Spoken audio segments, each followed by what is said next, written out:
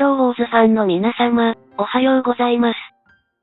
本日より週末3日間開催のタイタン系イベント、エレメンタルシナジーがスタートしました。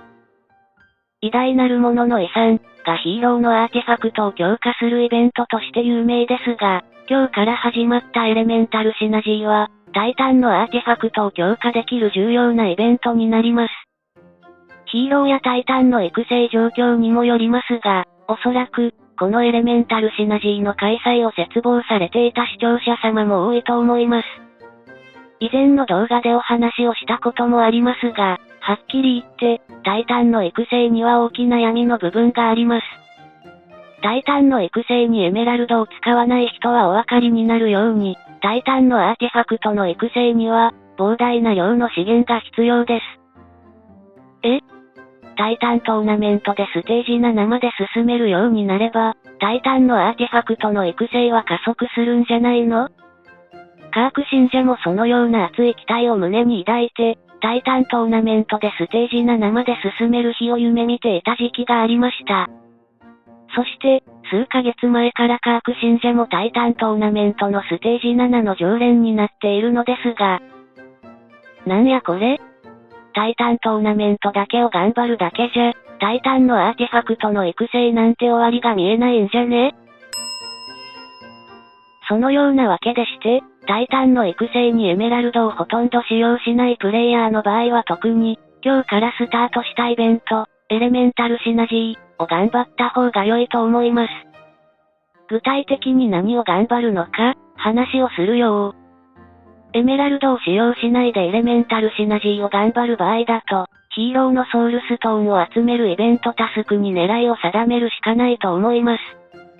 同じアーティファクト系イベントでも、偉大なるものの遺産は、ヒーローのソウルストーンを3日間で500個収集すれば良いのですが、エレメンタルシナジーの場合はそれが600個に設定されています。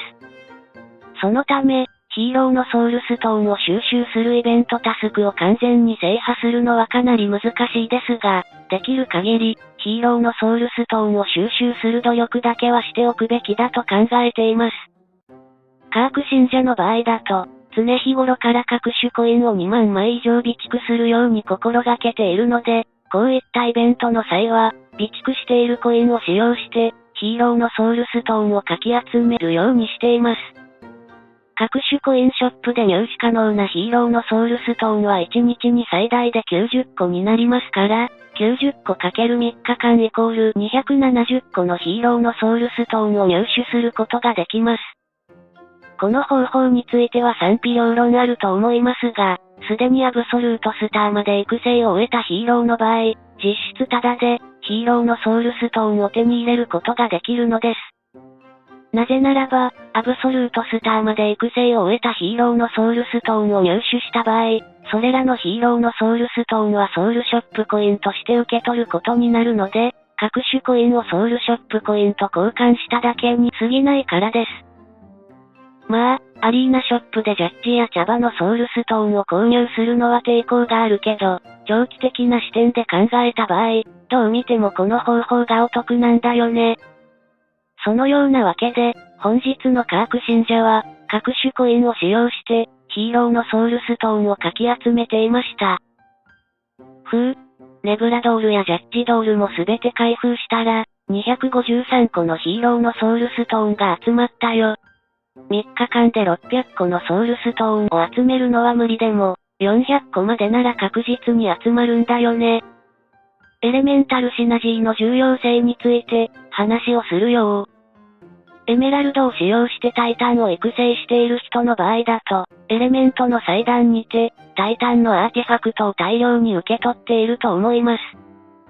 しかし、低予算プレイヤーがタイタンのアーティファクトを育てようとする場合、エレメンタルシナジーのイベントの活用なくして、タイタンのアーティファクトを最大レベルまで育てる方法はないと思ってください。